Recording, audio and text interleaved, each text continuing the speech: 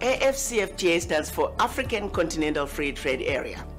This is an agreement that all the 55 African heads of states came to, trying to finish the unfinished business of the Organization of African Unity. For those of you who don't know what the Organization of African Unity is all about, OAU, this is when all the African heads of states, the Pan-African leaders, met in Addis Ababa in 1963 at the invitation of Emperor Haile Selassie to put an end to the divisions that were imposed upon us by the Berlin Conference. Berlin Conference is when they chopped up our Africa into the tiny little economies that we are today as Africa. The economies that clearly cannot survive on their own. It was the best way to implement the rule of divide and conquer. So 1963, our Pan-African leaders tried to accomplish the unity that Africa needs, the coming together of Africa, where Africa must go to the world stage as Africa, not as 55 tiny little countries. It has taken us 56 years to come to where Africa has finally woken up and realized that our sheer survival depends in our unity. So it may have taken us 56 years from 1963 to this year, but nonetheless, better less than ever. Finally, the African heads of states marched last year.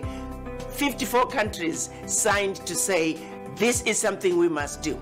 Out of the 54 countries, we only needed 22 countries to ratify.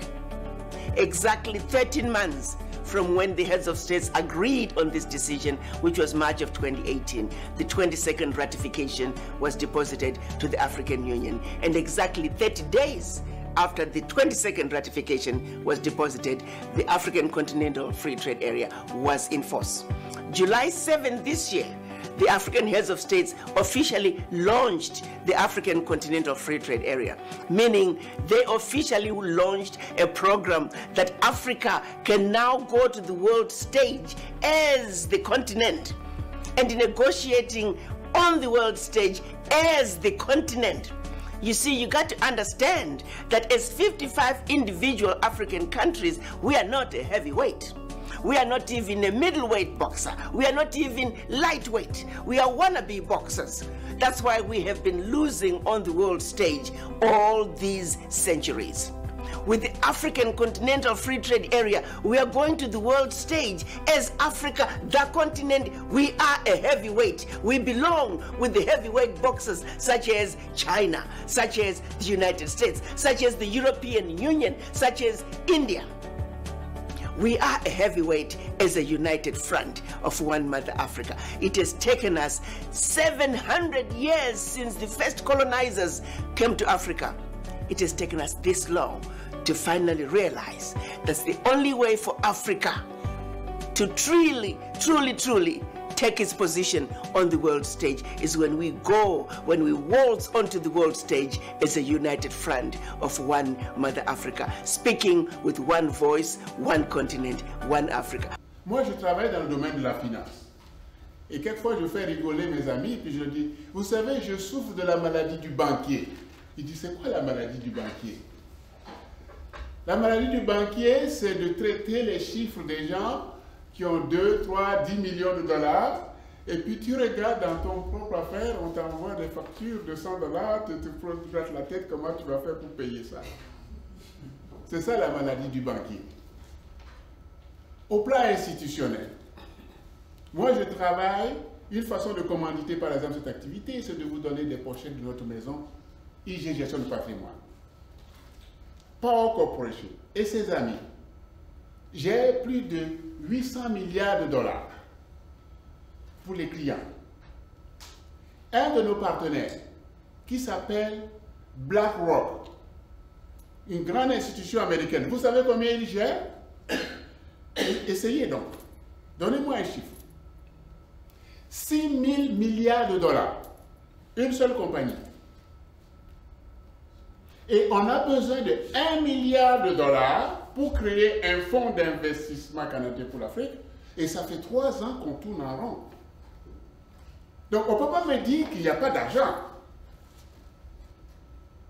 On dit, oh, qu'est-ce qu'on va mettre en garantie? Et comme je vous l'ai dit tout à l'heure, on va en Guinée. Ah, mais les ressources, une histoire vraie que j'ai vécue. J'ai mené avec des compagnies canadiennes d'infrastructures des projets pour aller construire un musée à Conakry. Toutes les ententes sont signées.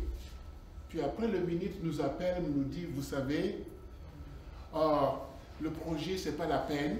Pourquoi? Le chef de l'État lui a dit qu'une compagnie minière chinoise est arrivée, il leur a donné cadeau. Le musée a été construit pour donner un cadeau.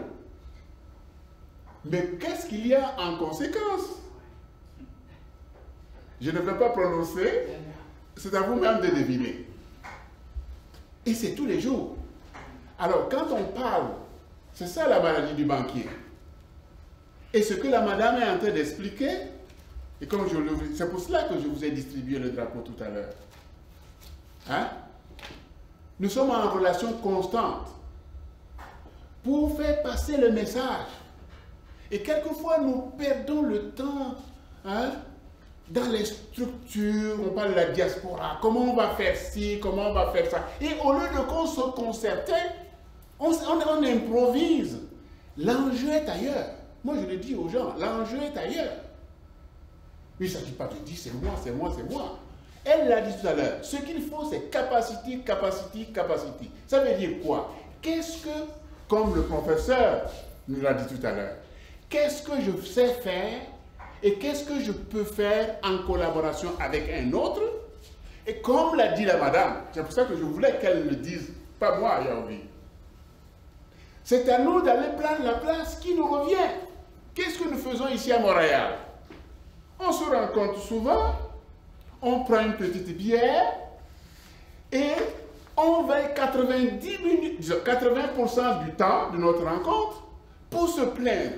Oh, ils nous font faire ceci, ils nous ont fait cela, regardez comment on nous écrase, les Occidentaux sont méchants, on ne fait jamais rien. Oh, au pays, on nous écrase, puis après, on prend une bière, on se couche. Non, au plan économique, je ne veux pas vous perdre votre temps là, qui est dans mon domaine d'intervention, dans le domaine de la finance. Il y a un écrivain américain qui a dit, la finalité là, ce n'est pas le savoir. On peut passer toute sa vie à accumuler tous les diplômes du monde, mais si on ne fait jamais rien, si on ne prend jamais de risque, ben, ça ne mène à rien. Ce n'est pas moi qui le dis. Anthony Robbins nous dit, ce qui est important, c'est l'action. Nous devons prendre des initiatives. Nous devons faire des choses avec les gens. Et donc, c'est pour ça que la concertation pour des projets, c'est très important pour répondre à cet appel. Parce que nous, 24 heures sur 24, c'est dans ce sens que nous travaillons. C'est dans ce sens que je souhaite que les compagnies, les collectivités africaines. Alors, le message le plus important, et je terminerai là parce que nous pourrons en discuter jusqu'à demain, c'est que chacun dans son domaine réfléchisse pour dire qu'est-ce que je fais au Canada. Nous devrions, d'ailleurs, l'esprit américain c'est quoi? C'est tu commences à travailler, mais la nuit tu travailles pour toi. Je trouve que nous les Africains ne travaillons pas assez. Les Chinois travaillent plus que nous. Les Chinois ne parlent pas. Vous les voyez les Chinois ici là? Ils ont acheté les dépanneurs dans tous les quartiers à Montréal. Si vous ne croyez pas, allez faire le tour. Ils ne parlent pas. Ils vont travailler les 8 heures normales à la fonction publique où on fait. Puis après, ils travaillent 6 heures par jour pour eux-mêmes. Et c'est comme ça. Accumuler donc, mais ne serait-ce que 3 heures par jour. Par jour pendant 5. 3 fois 5, 15 heures. Quelqu'un qui travaille pour lui 15 heures par semaine. Au bout de 5 ans, il ne sera plus au même endroit. Comme dirait le pape François. On n'est pas seulement venu sur cette terre pour gagner un peu d'argent, payer les factures et puis disparaître. Non, non, il faut faire quelque chose. Nous devons faire quelque chose. Nous devons nous poser la question. On n'a même pas besoin d'être spécialistes de tout. Il y a des gens peut-être qui ont des projets dans quelque chose. On peut s'associer avec eux pour, comme disait la madame, s'organiser pour être autour de la table. Si on n'est jamais autour de la table, si on vient travailler seulement dans la fonction publique, avec tout le respect, ici au Canada, et les impôts prennent 40% de l'argent, hein, on gagne 40 000. Au bout du compte, il nous reste 25 000 $ seulement. Mais avec quoi on va créer les entreprises? Donc le secret, c'est de faire comme les Chinois. Quand une fois que tu as quitté ton travail, ben, tu vas travailler pour toi-même la nuit. Ça t'appartient le temps.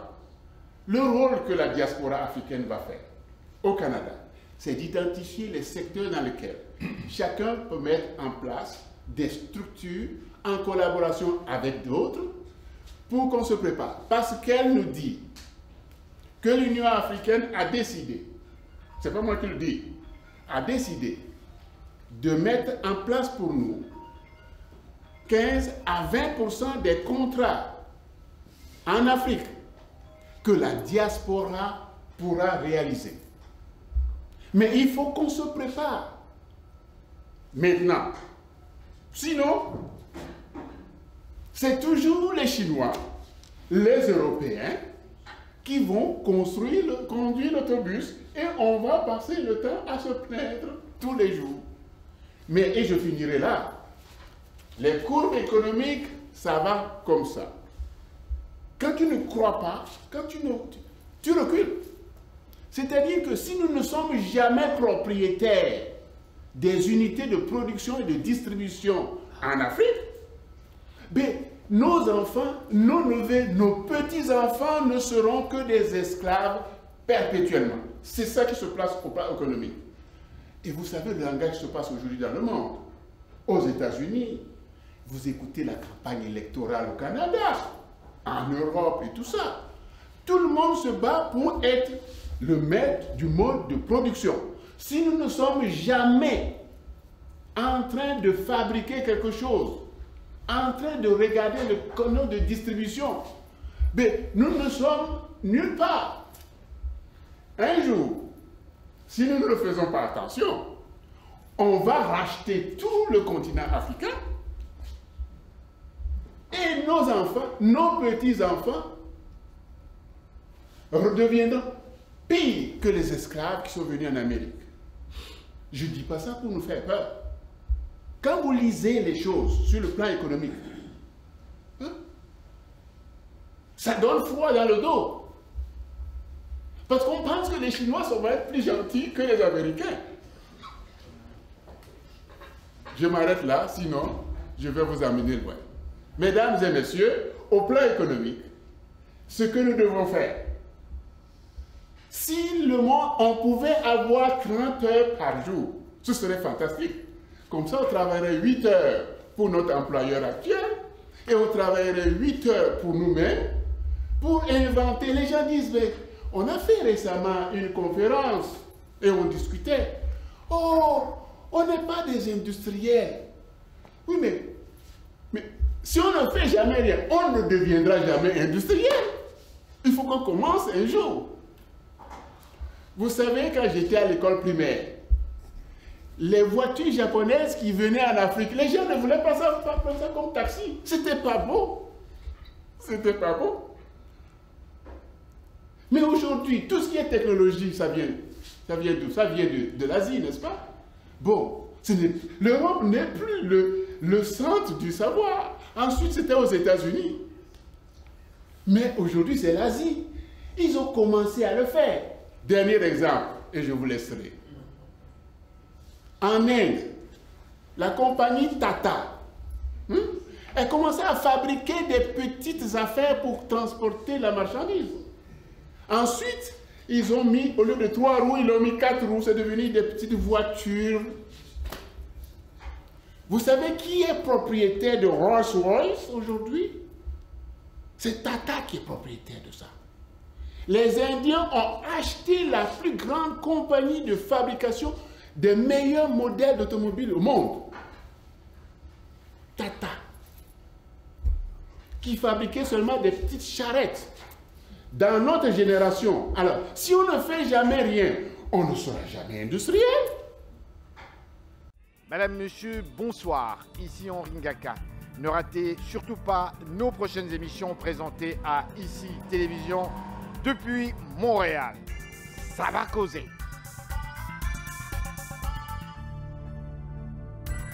Et voilà, c'est déjà la fin de cette émission. Je vous demande si vous avez des commentaires, donc n'hésitez pas de nous en faire part. Pour la publicité à l'émission Ça va causer, c'est encore possible. Donc vous avez notre adresse email, je vous le rappelle, le www.icitelevision.ca. Nous sommes tout à fait disposés, donc ça nous fait plaisir. Évidemment, c'est la place, il faut être pour la publicité même à cette émission. Voilà, c'est tout pour nous cette semaine. Je vous donne rendez-vous la semaine prochaine. Je m'appelle Henri Ngaka. Au revoir et gardez le sourire.